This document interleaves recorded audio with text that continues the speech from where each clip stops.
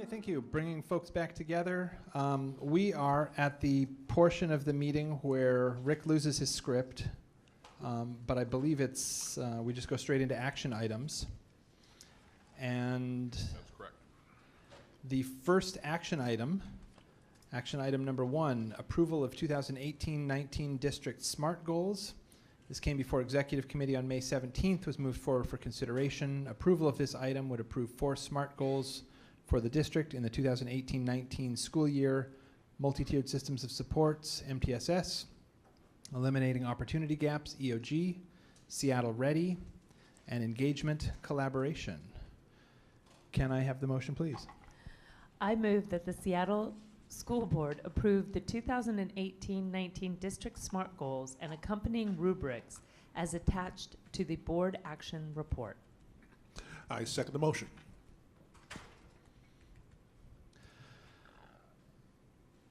Do we have any questions or comments from directors? Director Mack. Yeah, I have 3 things I wanted to comment/question on. One is the clarification in this rubric compared to this current year's rubric, where it states that at the top of each of the basic, proficient, and distinguished, that all the elements are including basic.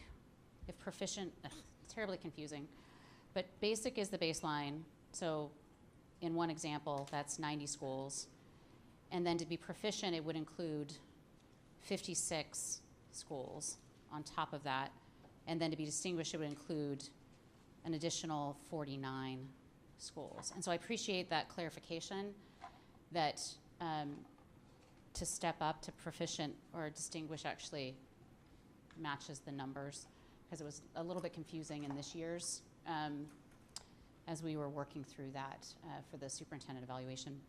So I appreciate that. I'm still concerned around the MTSS metrics not actually measuring the number of students that are being served. MTSS, the whole goal is to make sure that we ensure we are serving all students appropriately, and none of the metrics here actually measure how many more students we're serving through this process. And we had a conversation about this a couple times, and it didn't end up in this document. I don't know if it can end up in this document, but I do have a concern around that. I feel like it's not adequately measuring the goal if we're not actually measuring how many more students are served through MTSS. And my last comment and thought was on the high schools one, where it says all high schools. And because we have, 10 comprehensive high schools, soon to be 11, and then 5 option/service/other schools, I'm wondering if that does mean all schools, or are we talking all comprehensive schools? So that is a question mark for that third one. Are you looking for staff to provide clarification on that? If it's possible, yes, please. Would that be possible, Dr. Perkins, to provide a quick... is there enough clarity on the question? There is. Caleb Perkins, Director of College and Career Readiness. So it does mean all, meaning that if you look at Strand 1, that's about professional development. We're providing professional development dollars and support for all of the high schools, the ALE high schools, the options, as well as the comprehensives. Clearly, in different strands, there will be different impact, but the Strand 2, which are around the schedule, that won't affect the ALE schools so much because they already have an alternative schedule. Strand 3 around the CTE plan, there's more going on in the comprehensives, but there still are CTE programs on our other schools. And finally, Strand 4 around counseling and Naviance, that's being provided to all. So overall, we definitely are referring to all high schools. Director Geary? My only comment is that we have repeated the MTSS and the EOG goals, as well as the engagement. And so at what point, I want to be mindful that when we're back in this process next year, we are able to have a discussion at what point, and I believe Director Brooke has brought this up as well, At what point is it so embedded that we can actually say the train is left the station and moving under, full steam, and we now can shift because we've created the structures necessary around the work that's being done there? And so while I'm super, proud of the work that we are doing and will continue to do, I am mindful that I think in a preview that circling back around to special education again next time is going to be something I'm going to be interested in, but not at the sacrifice of the work that we've been doing, but rather going deeper than in a new place. So just a little bit of direction here on the eve of these goals, and knowing that they are separate, but how will we do that? What will that conversation look like should I or another director bring up some other thing? So thank you, everybody, for your work. Looking around. Just a quick wrap up. We've had I believe, one, maybe 2 work sessions on this to develop the goals, and some directors had the opportunity to work individually with staff to help refine them. This year has been, I think each year we've been getting better and better at defining our goals in terms of specificity. One of the areas this year was a very explicit conversation around multi-year goals, recognizing that a lot of the work can't be done in a year, and the board asked staff to provide clarity on what looked like a multi-year goal versus a single-year goal. So sort of speaking to what Director Geary had asked about, the request would be perhaps in our quarterly goal updates would be to help us understand if we think a goal is going to sunset in a current year, or have those conversations basically 4 times a year so that there's clarity across the board and across the staff as to how progress is going. The other point Director Mack brought up, we are approving these goals, I believe, slightly earlier than we did previously, or there was some question about whether we should wait until Superintendent Juneau is here to be able to jointly work on the goals with her, but we wanted them approved so staff could actualize them, could actually be doing the work over the summer. So I think there's an understanding that once the new superintendent is in place, we want her to understand, to believe in them as well. And so I think that would be a conversation to have, whether it's just clarity in what the goal means to you and to her and to the rest of the board, or some other interpretation. Just to clarify what you just said, are you saying that there is opportunity to potentially revise these further, even though we're adopting them tonight? We do not have a process set up to revise and readopt, but I'm kind of looking over at Aaron that when these were developed, there were some conversations around how to engage the new superintendent in these goals and the overlap of these goals and the superintendent evaluation. And so there's still some ongoing conversations that need to happen, and maybe you could align us all on that. I certainly can share what I thought was the understanding, and obviously these are your processes, so they are up for clarification as you would like. So Erin Bennett, Executive Director of Government Relations and Strategic Initiatives. My understanding is that there was an intentional shift this year from them being superintendent goals to being district SMART goals. And yes, the timeline did shift not in the sense of when they were adopted, because we did look at them in June of the previous year, but that recognizing with the new superintendent coming on, the decision was made by the board to go ahead and adopt district goals rather than them being superintendent SMART goal evaluation goals.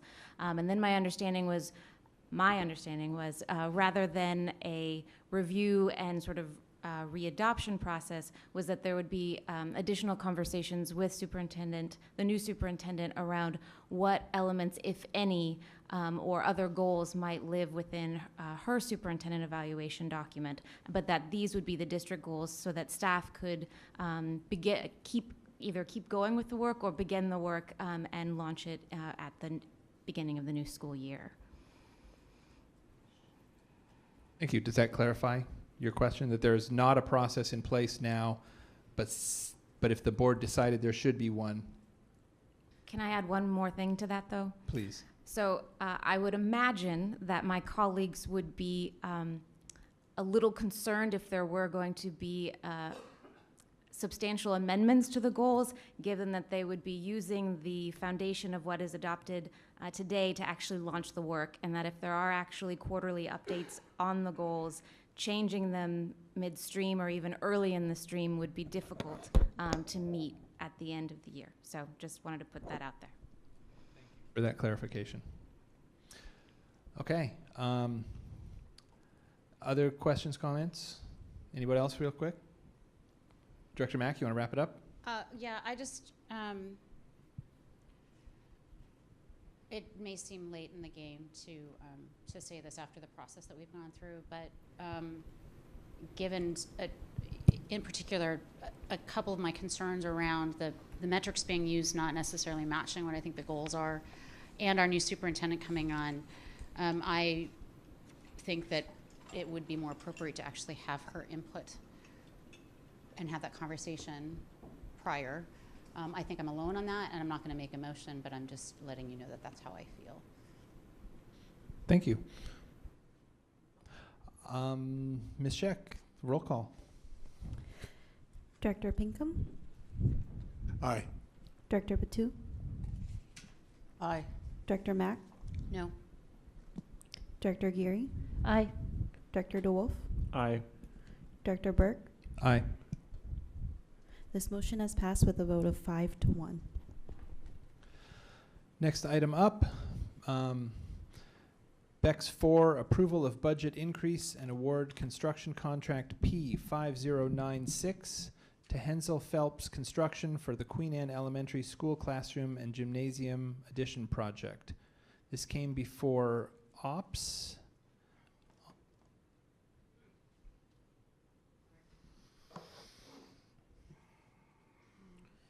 For approval.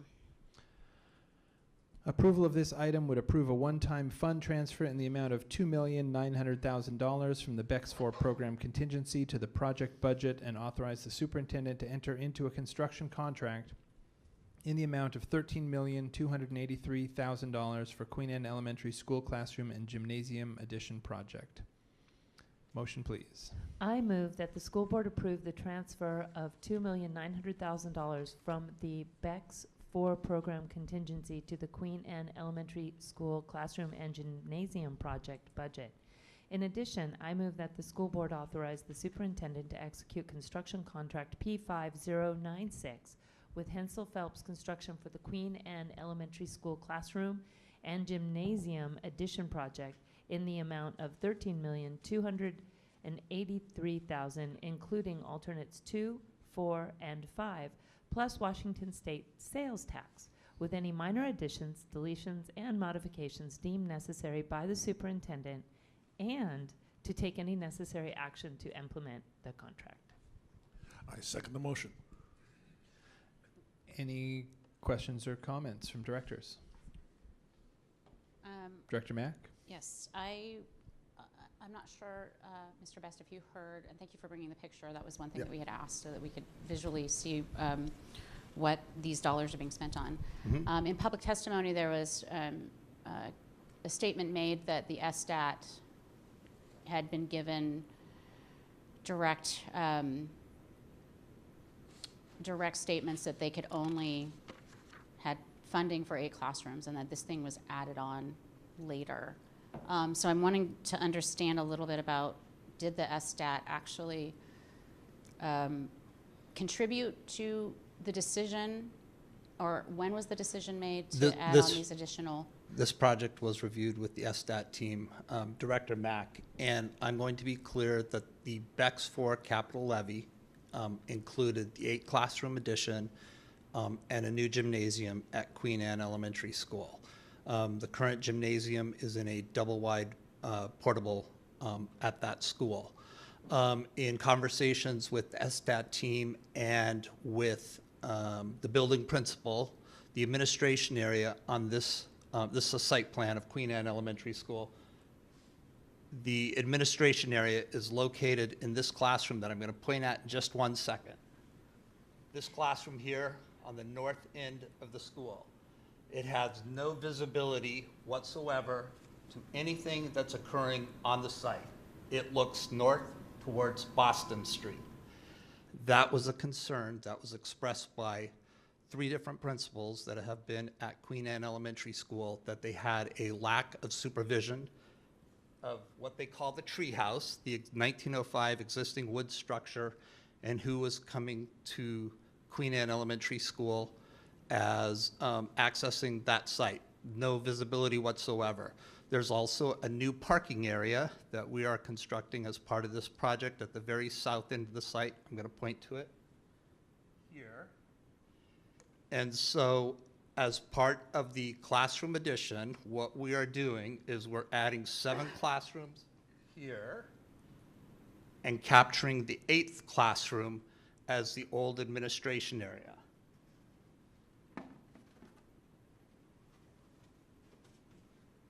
So you can see we've got the 7 classroom addition. 8th classroom is the old administration area. And we relocated admins so they had greater visibility of who is actually accessing the site. Administration for the school has indicated that they will lock these 3 doors, forcing folks then to come in to the new admin area that we are constructing. We had thought and worked with our cost estimators on this project since in design development, that the project was slightly over budget. We value engineered the project to be back within budget. We were within 2%, so not knowing what the bid climate would be at the time, we gave the go-ahead because we believed we were within 2%. We did 2 construction estimates during construction documents period. Our cost estimator did make us aware that the bid market was very volatile, and essentially we are experiencing the bid volatility in the current bid market with this project. I would note that the increase is primarily for construction costs. $2,466,000 is for added construction costs. Then you have Washington State sales tax on that for $249,066. And then there would be an added construction contingency plus Washington State sales tax. So that's roughly the breakdown of that budget request. Thank you, Mr. Best, for being so complete on that. So to clarify, the decision for the change was made in the with the mission of student safety in mind, so Correct. that the administration building had a better Better site supervision. site supervision, and this creates a more secure building for students. Correct. Thank you. And better visibility of the 1905 treehouse, which is landmarked. Thank you. Director Geary? Based on another comment that was made, is it your understanding that even if we weren't to approve this, would these dollars be available to be put towards any of our staffing issues that were raised today? No, these are capital fund dollars. They are not general fund dollars. These are for construction contracts. Thank you very much. Director Pinkham? So you're saying that when the relocating the administrative office, that was shared with the SSTAT, and Yes, they it was. okayed it? Because it seemed like the public testimony was that it wasn't shared and it was added on as additional cost. Do we know what the additional cost impact that is on the whole project by now moving the administration? I don't know what the additional cost impact is for just moving administration. The additional cost impact for the entire project, Director Pinkham, is $2.9 million. We are infilling the existing covered play area as well.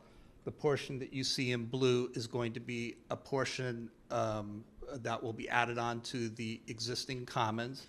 The portion that you see in orange is a maker space that they're creating at Queen Anne Elementary School. So the makerspace was in? I thought they were saying it was 8 classrooms in a gymnasium. Now they're saying there's a makerspace and There's commons? 8 classrooms. You have expanded commons, administration, and then the gymnasium. Okay, yeah, because going back to public comment, they were saying that they approved 8 classrooms in a gymnasium for a certain budget. Now we're saying there's a commons area, a makerspace, and a new administration building. So I think that's what their concern was. Oh, these added things coming after. This design was done with staff input from Queen Anne Elementary School, working directly with our architects and our project manager and our senior project manager.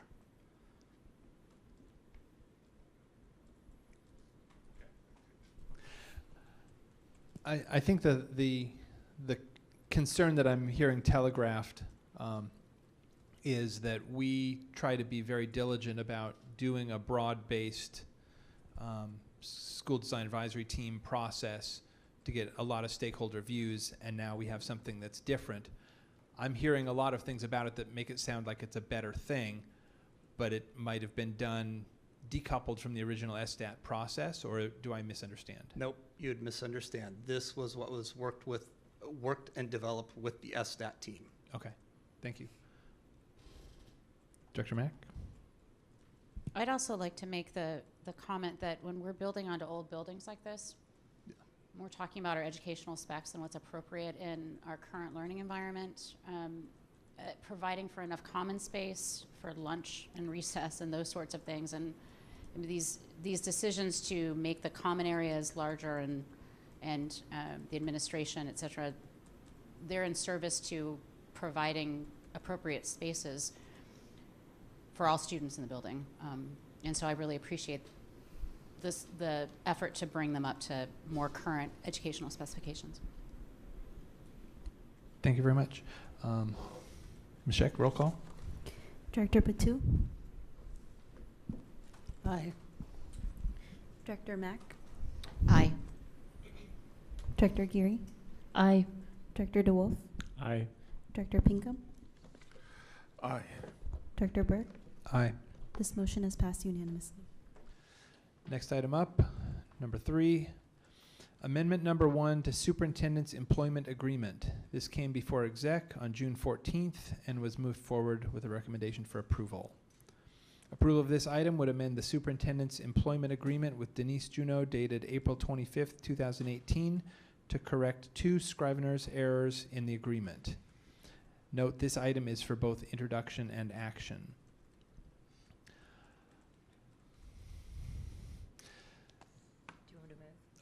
Yeah, I guess we need a motion first. Thank you. I move that the school board amend the superintendent's employment agreement by approving and ratifying superintendent's employment agreement amendment number 1 as attached to this board action report. Immediate action is in the best interest of the district. I second the motion. What can you tell us about this? Good evening, John Cirque, Deputy General Counsel. So what you have before you is the board action report, and it corrects 2 errors that were in Denise Juneau's employment contract that we entered into on April 25th. The first corrects her tax sheltered annuity payment. It was budgeted and intended in the original bar that it would be made on June 2019. And there was an error going with school calendar years that payment would not start until June 2020. That was a mistake. We also inadvertently put 2060 hours in the contract versus 2080. We want to match vacation cash out to other non-reps, and we're on a 2080 schedule, not 2060. Previously, the superintendent was paid out at a higher rate, so now the superintendent will be paid out with the rate that all non-reps are paid. So we have an attached agreement that we wanted signed immediately, since Denise was doing some per diem work for the district, so that is attached. So we're asking that you ratify the amendment as amendment number 1 tonight. Questions or comments? Seeing none, Ms. Scheck, the roll call. Director DeWolf, Yes. Director Geary, Aye. Director Mack, Aye. Director Patu, Aye. Director Pinkham, Aye. Director Burke. Aye. This motion has passed unanimously. Number 4, BEX 4 and BTA 4, award of construction contract P5100, bid number B05870 to Hellas Construction Incorporated for the Cleveland High School Athletic Field Improvements Project. This came before OPS on June 7th and was moved forward for Consideration. approval of this item would provide authorization for the superintendent to enter into a construction contract in the amount of $3,478,000, including base bid plus alternate number 1 for the Cleveland High School Athletic Field Improvements Project. Note, this item is also for introduction and action. So yes, we opened. Do you want me to move? Whoops, sorry. Hold on. And please. Sorry. No. Okay. I move that the school board authorize the superintendent to execute contract P5100 to Hellas Construction Incorporated for the Cleveland High School Athletic Field Improvements Project in the amount of $3,478,000, including base bid plus alternate number 1, plus Washington State sales tax with any minor additions, deletions, and modifications deemed necessary by the superintendent, and to take any necessary actions to implement the contract. Immediate action is in the best interest of the district. I second the motion. Now would be Okay. great. Thank you. Richard Best, Director of Capital Projects and Planning. So we bid this project on June 20th, and our Operations Committee was on June 6th. This project came in within budget, will not have to have a budget increase. The low bidder is Hellas Construction. The difference between the low bid and the second bidder was $132,898, or approximately 3.5%. We are asking for or approval tonight, along with introduction, so that we can give the contractor a expedited notice to proceed so they can begin this work. Our hope is to have the field completed by the end of September, so that Cleveland High School can utilize the field late fall. So this is a project that we have been working on with Parks and Recreation, and I will note that the infill material is cork that was proposed for this project. Are there any questions or comments from directors? Director Mack. The next item after this item is also related to this project, and a bit of clarification. This field is actually 2/3 owned by the city of Seattle. So we have the next item is about the agreement that we have with them.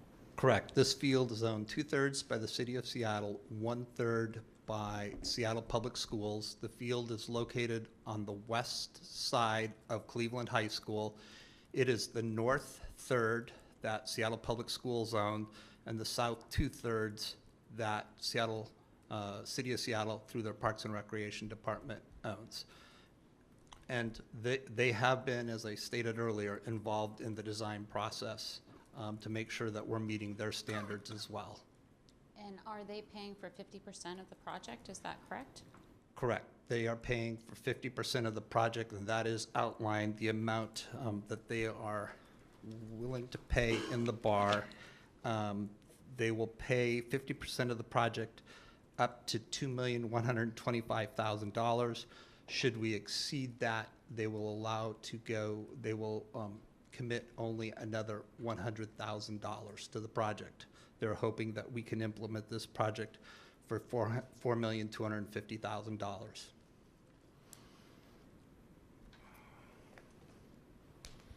Any other questions or comments? You mentioned the justification for this being intro action. I think that we have had, our board has had several public statements where we're trying to not do that, but we're recognizing that we're bumping up against the summer break. Can you just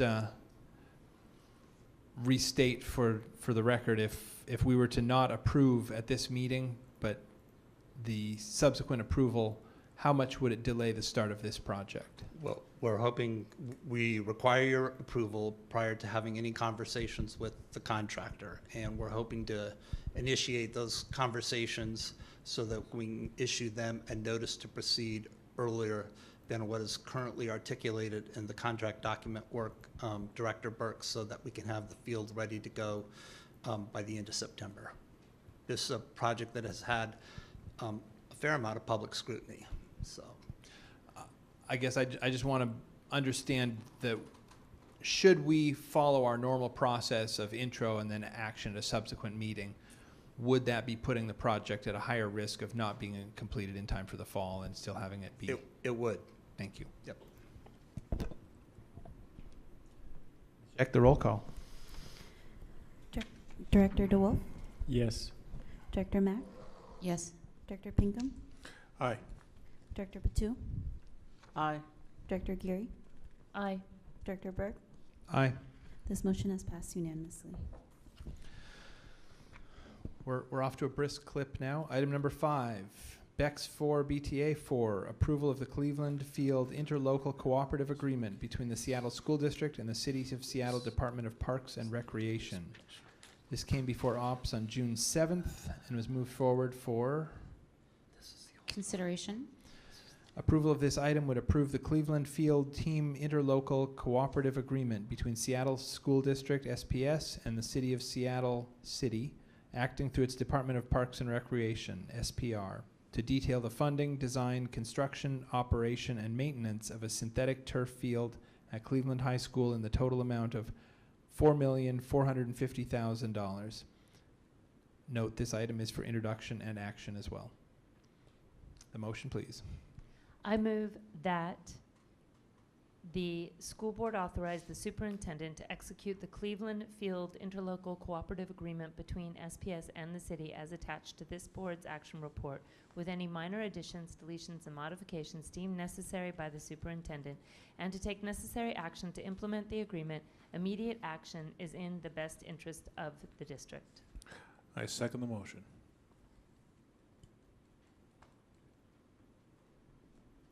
Questions or comments? Hi, Flip Herndon, Associate Superintendent of Operations and Facilities. I want to provide a little bit of clarity on this particular item.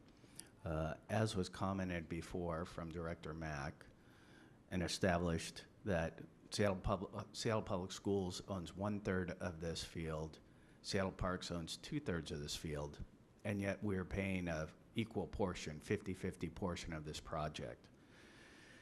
So that came down, we started to have a discussion then in operations about, so who schedules this field, since it's a jointly owned field. So if we were to look at the joint use agreement, typically what happens is Seattle Public Schools schedules their fields primarily up until 6:45. Seattle Parks schedules their fields with deference to Seattle Public Schools until 5:45. So there's about an hour's difference of time of dedicated student use to make sure that we're there. That's a challenge for a lot of our high schools because with the later dismissal time, it has really pinched a lot of the teams in the amount of time they have on Seattle Parks fields. So having sport teams be able to practice and participate on Seattle Public School team fields obviously gives them an advantage of having more time. In this particular case, we had a conversation with Seattle Parks, and because we're paying 50% of the cost of this project, we agreed to figure out a 50-50 ability to schedule the field. We looked at a couple of timing issues, and they just seemed a little bit wonky to begin with. It was just a little odd, and I don't think it was in our best interest. So we decided to go with a split of the calendar year. So the way that our agreement works out is that in the fall season, the field will be scheduled as a Seattle Public Schools field, which means we'll have the primary ability to schedule up until 6:45. In the winter, which doesn't get a lot of use, admittedly, Parks will have the ability to schedule that field. In the spring, it's again a Seattle Public Schools field, which means we'll have the ability to schedule until a little bit later. And then in the summer, it will be scheduled as a Seattle Parks field. So that's the agreement we came to, which basically If you take the 4 different sporting seasons, Seattle Public Schools gets 2 seasons, Seattle Parks and Recs gets 2 seasons. This is an advantage for Seattle Public Schools because our teams are really need that field in the fall and the spring. There are practices during the summer, but really it's the fall and the spring that's really important for us. So this was our agreement for a year, and then we also will be looking at the joint use agreement anyway that expires at the end of August 2019. So we'll have to figure out what that looks like going forward, but hopefully this sets the precedent that, hey, we just invested 50% into this field, so we want to be able to try and keep this as a 50-50 split. But that's the agreement for this year until we look at the joint use agreement, which expires next August, not this August. And just a quick sort of protocol, is this the one that requires some amended language? Yes. And would you like to address Yes. that now? Yes. Director Mack? Yes, if I could make the motion to amend the language. So that language was not actually put in, what's written into the agreement is different. It doesn't include that. It says SPR will continue to schedule the playfield facilities. And the suggested amendment that was just brought to me states SPR, SPS will jointly share scheduling the turf playfields proportionate to the respective capital investments.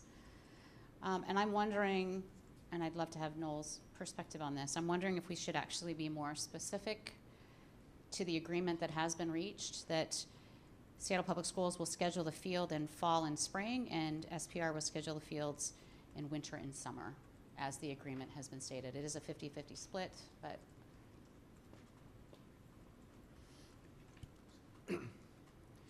Good evening, Noel Treat, General Counsel. I think, I mean, you could set the contract out that way, but in my view, I think the 50-50 language does give us adequate protection to get the time we want, and it also provides some flexibilities for the parties to decide exactly how that's going to work through the joint use agreement process.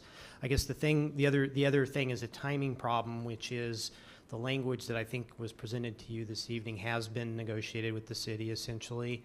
And if we were going to go back and change that language, we'd not want to say it maybe by season, but we'd want to have more precise dates and things. So there'd be some things to work through if I were going to write contract language to match calendar dates versus just setting out the basic parameters, which is we get equal time and we'll work together through the joint use process to establish those fixed schedules each year, at least until that joint use agreement is renegotiated next year.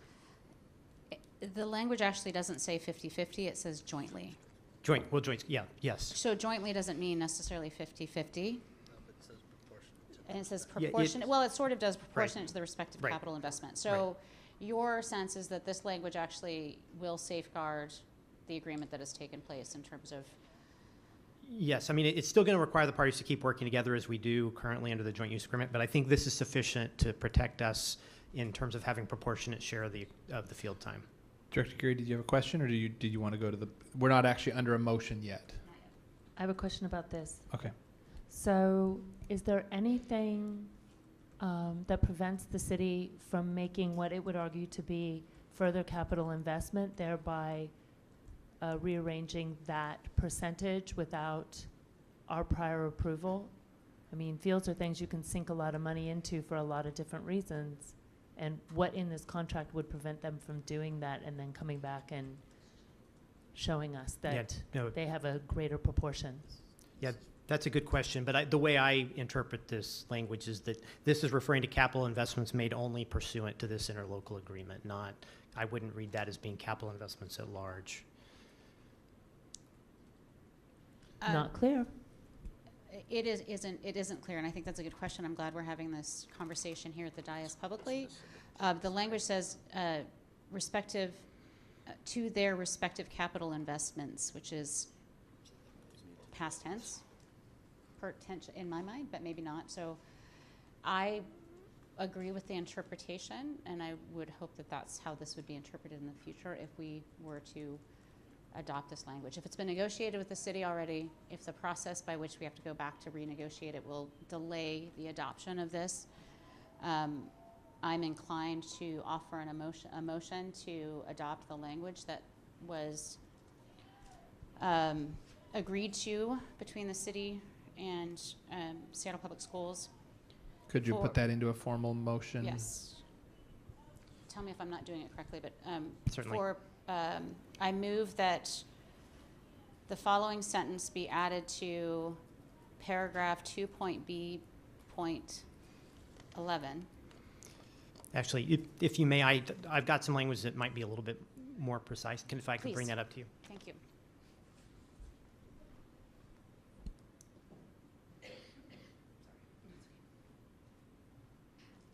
I move to amend the agreement attached to the bar to replace the last sentence of section 2.11 on page 3 with the following sentence.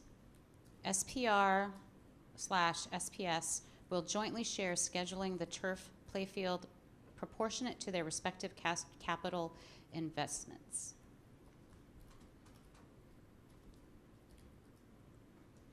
Is there a second?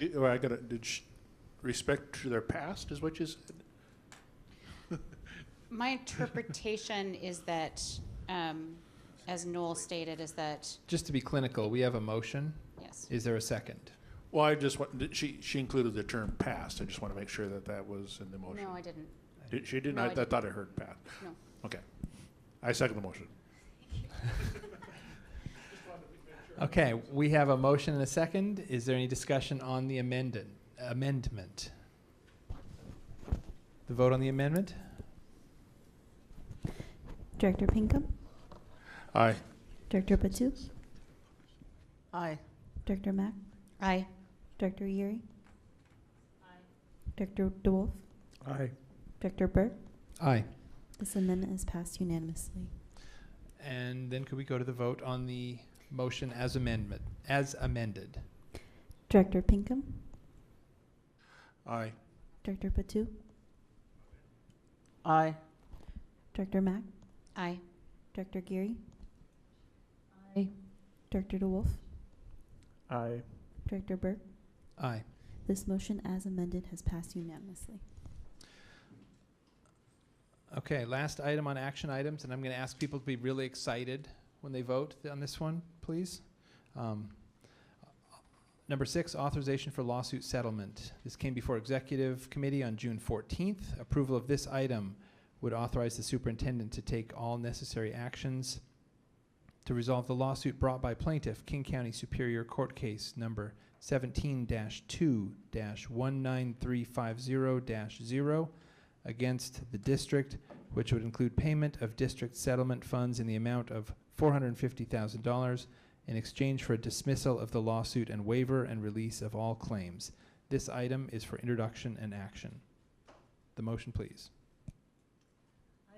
I move that the Seattle School Board authorize the superintendent to take all necessary actions to resolve the lawsuit brought by plaintiff King County Superior Court Case number 17-2-19350-0 against the district, which would include payment of district settlement funds in the amount of $450,000 in exchange for a dismissal of the lawsuit and a waiver and release of all claims.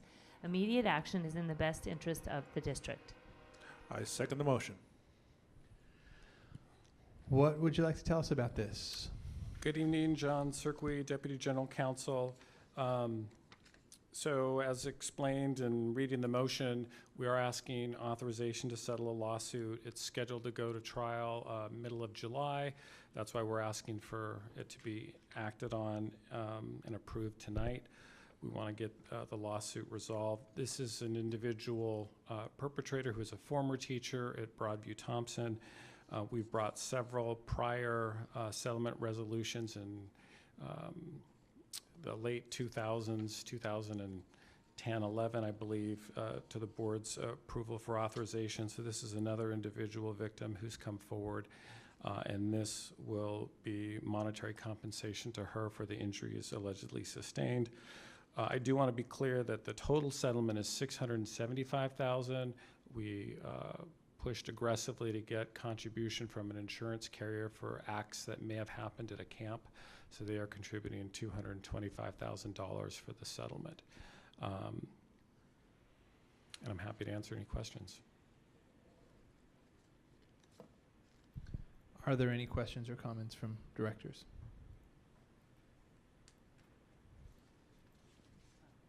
Director Patu? Just for verification, did you say $250,000 from the insurance? 225,000. Why such a small fee?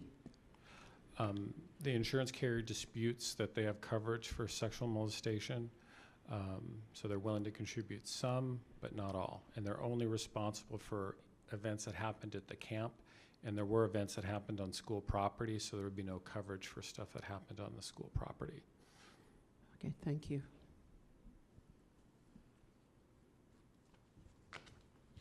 I will just comment that issues like this are absolutely sobering, and it just reminds us how critical our oversight and diligence is, you know, in making sure that we are good stewards of, you know, our students and their environments, and it's humbling. Director Geary? And I think it's also a reminder for all of us that part of the education of our children is how to respond when they are when people attempt to victimize them, and to be sure to do what they can to exert their own power over the situation as best they can. And I hope that we are constantly being vigilant in teaching them about their right to assert themselves over their person. Thank you. Ms. Scheck, the roll call? Director DeWolf? That was me. Oh, yes. I couldn't see. I couldn't hear. Sorry. Director Geary? Yes. Director Mack? Aye. Director Patu? Aye. Director Pinkham? Aye. Director Burke? Aye. This motion has passed unanimously. This brings us to our introduction items, of which we have 22. We are going to be working diligently to get through them at a brisk pace, so be warned that if conversations seem like they're getting a little verbose, I will ask folks to take them offline and find a place to put them. Before we start, I see Director DeWolf over there with... Yeah, I forgot to mention at the beginning, I have to leave at 8:30, so I apologize. So, Thank you I for hope we are swift. letting us know. Well, we have an aspirational goal. First item, number one, setting the 2018-19 economic stabilization account. Committee Chair, Audit and Finance, June 11th. This came to Audit and Finance on June 11th for approval. And I'll recognize staff to address this. Linda Sebring, Budget Director. So what you're seeing in front of you is a formalized vote for the setting the economic stabilization budget for the 18-19 school year. This formalizes the consensual discussions that the board had at a work session on February 28th to increase the economic stabilization fund by $2 million. So this brings the total economic stabilization fund to $24.6 million, or 3.27% of the 16-17 total expenditures. Thank you very much. Are there questions or comments on this item? Director Mack? No. Thank you. Okay. Thank you very much. Item number 2, Resolution 2017/18-18, fixing and adopting the 2018-19 budget. Came before Audit and Finance, June 11th, moved forward for consideration. I will hand it over to Jolyn Berge for her presentation. We have a PowerPoint on the 18-19 budget.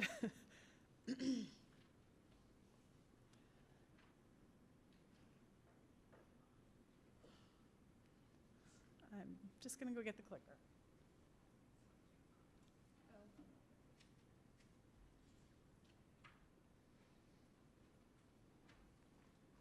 right, we'll go through this quickly. These numbers are numbers that you have seen. Nope.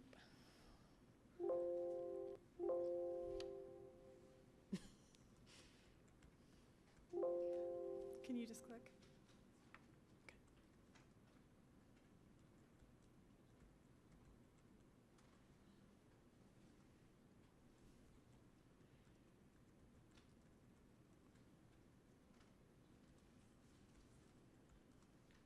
Yeah, I don't think it got loaded right. Okay, so the presentation is in your packets.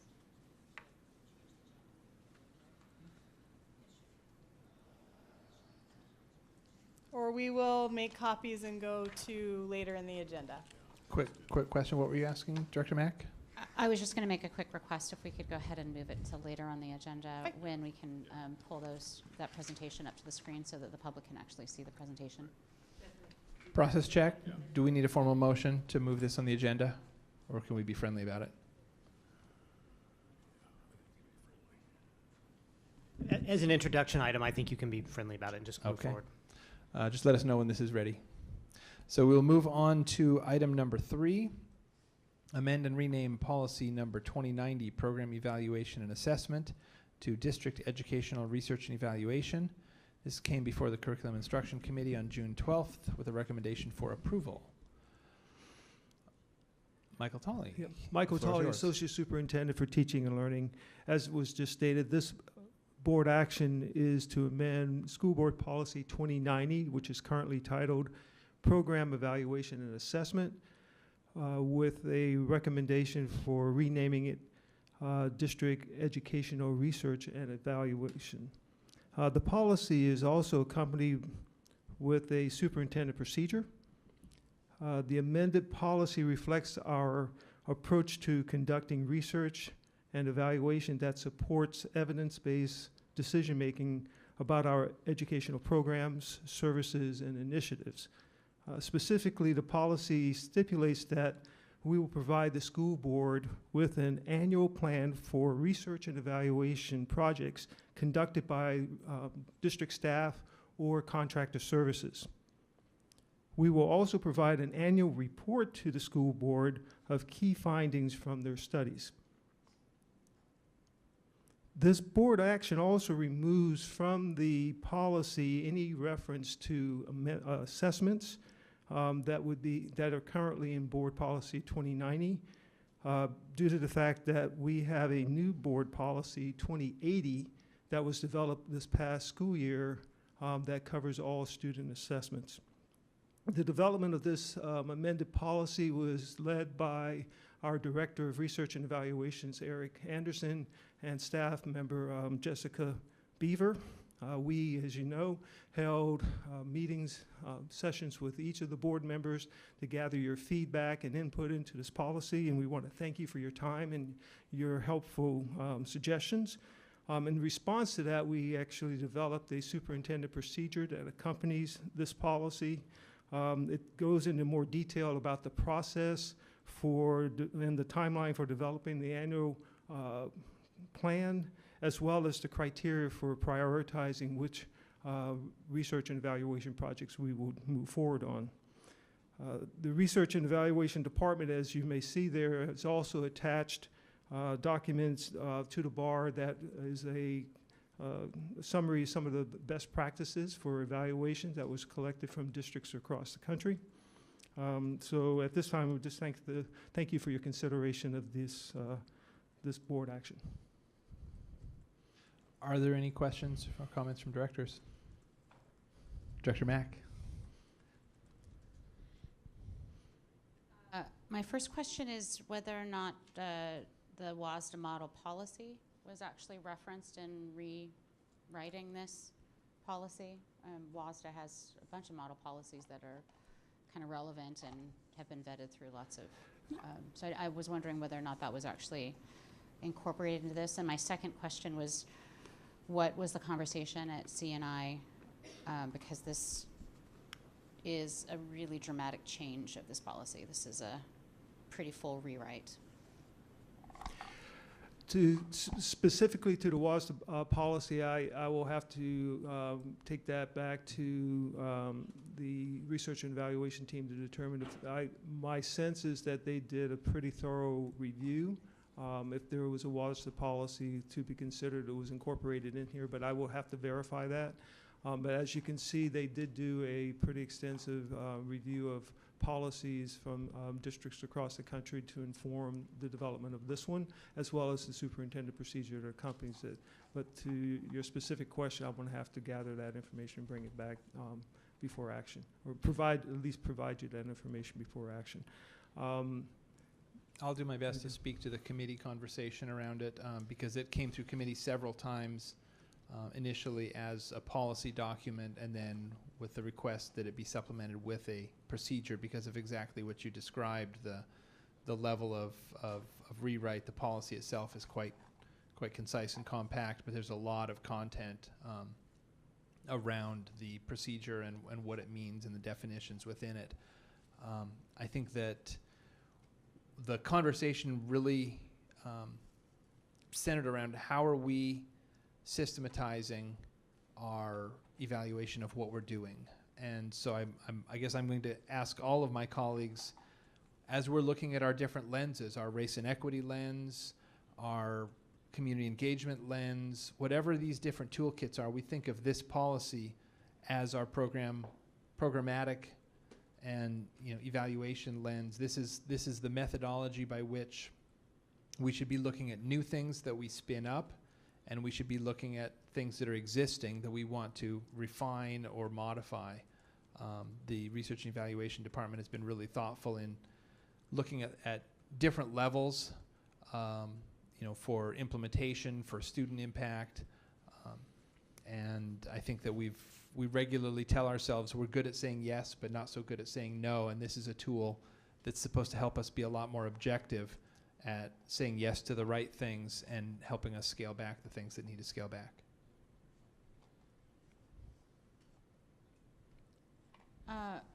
Speaking to the new language, the one piece that I'm curious about, I don't know that it's specific enough that it's stating that there should be a plan, but it doesn't say an annual plan.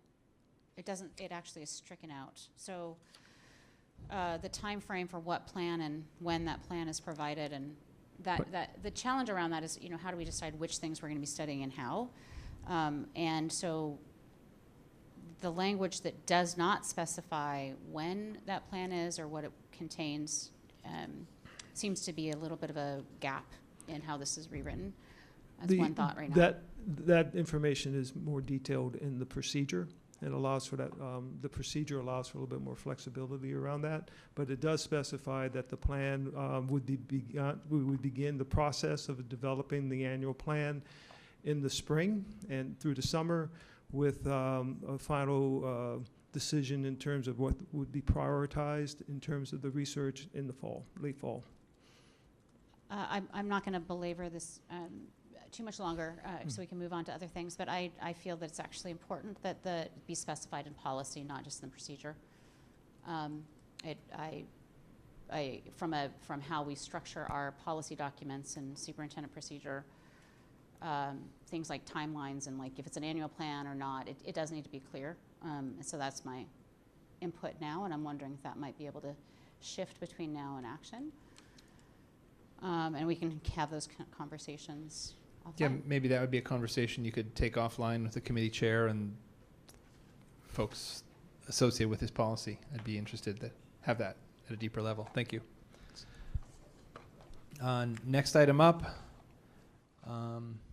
Item 4, waiving the requirement for 2018 board goals found within policy number 1810, annual goals and objectives. This came before Executive Committee on June 14th, was moved forward for approval. Director Geary, would you speak to this? I would happily speak to this. I think we as an executive committee determined that rather than moving forward to try to create goals, we didn't think that everybody would be able to put a full focus on for a number of reasons. We have 2 new board members. It has been, we've taken a lot of time to discuss and work around some very fluctuating budgetary considerations. And then, of course, we engaged in an extensive superintendent search. And that ultimately, rather than putting together something at this point that may not have been fully formed, we determined that it would be in the best interest of the board to perhaps wait until the fall when we can do a more thorough job, have a superintendent that has been installed and we all have a chance to touch base with. And so for that reason, we determined that it was better to waive the formulation this year in favor of creating annual goals this fall that we could all focus on. Thank you very much. Are there any questions from other directors on this? Okay. So this brings us to item number 5, City of Seattle Families and Education Levy and Seattle Public Schools Personal Service Contracts for Seattle Parks and Recreation, City Year of Seattle, University Tutors of Seattle Schools, Communities in Schools, and Seneca Families of Agencies. Came before Audit and Finance June 11th for approval. What can you tell us about this? Good evening, Directors. Michael Stone, Director of Grants. As on June 6th, you approved the funding next year for Family and Education's levy out at many of our schools. In conjunction with that, many of them have chosen to work with local community organizations to help support the work that happens through Family and Education levy, and that are the 5 contracts that I'm bringing forward to you tonight. City Year, which is an integral part of many of our feeder pattern schools for Denny, Mercer, and Aki, and of course University Tutors, which has been an integral part of, especially at our high schools, of closing the 9th graders on track for graduation, and that work, especially at Ingram High School. Communities in the Schools, which is providing case management to help increase attendance at these schools. And Seneca Family of Agencies, which is working in conjunction with our family support workers, our counselors, to help provide teachers with professional development for reentry of students so they're not losing instructional time.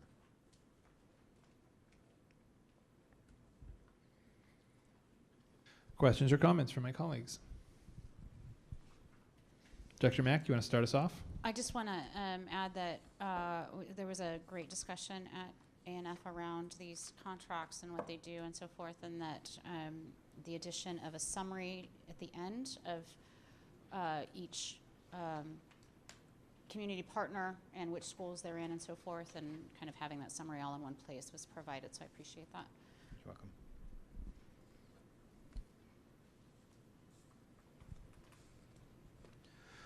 I just want to acknowledge as well that this work, this is essentially a financial bundling of a variety of different partners, CBOs that are doing great work in our schools. And in some ways it streamlines our process here, but it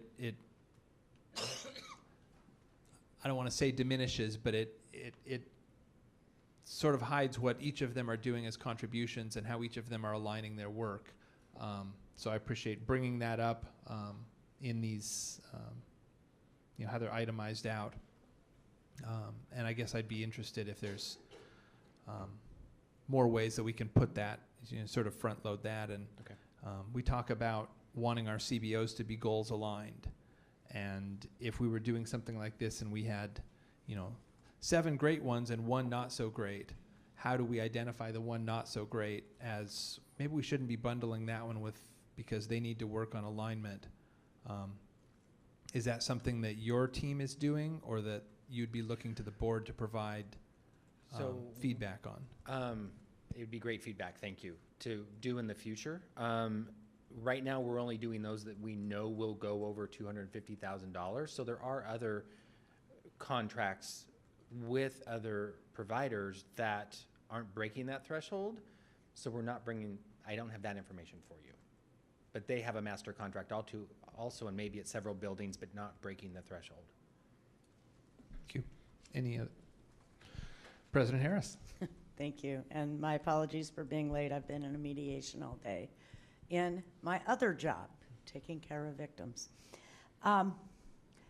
With respect to a summary, And even those contracts that don't break $250,000, I suspect in your office and on your computer, you have a spreadsheet that has these listed out. Grants Accounting does. They do all that work. I don't, but I can Okay. get that. If we could give that information as an FYI so that we can put that into context, Okay. following up from Director Burke's point. Much appreciate Okay. for action. All right. Thank you. Clarification question. Yes, sir. Is that something to add to this or something to add to like a Friday memo? Because that would not be part of this financial impact within this bar. So I just want to understand both the request and how we're going to act on it. I appreciate the clarity, but I don't want to muddy up this bar.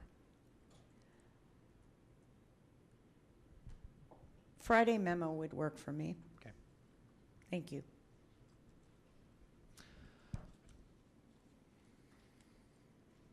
Okay. Director DeWolf? Not to belabor, but I just wanted to share some appreciation. I had asked a question during our committee meeting and just wanted to share that here on the record that we do provide equity trainings for these CBOs. So just thank you for providing that clarification, and I'm really glad to hear that we're providing that additional support for our partners to make sure that we're really consistent around our equity goals. So thank you.